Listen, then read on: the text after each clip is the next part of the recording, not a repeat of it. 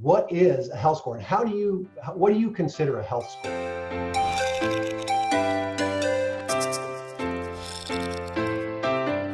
Different teams might have a different definition of what the health score is, or a different audience of the score might have a different definition of it. And I think that's why so many people are mind-boggled about this terminology. I think that if we were to define a customer success health score for the customer success team, it has to be aligned to the customer success manager's role definition, their objective, so that the health score would be aligned with promoting the correct behavior or the appropriate behavior for the CSM so that they can do their job well.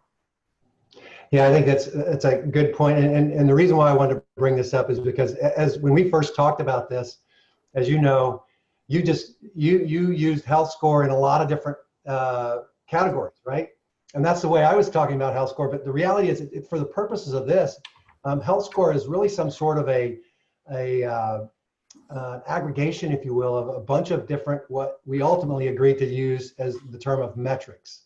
Just different measures, different things that we're measuring that all come up into some sort of a health score.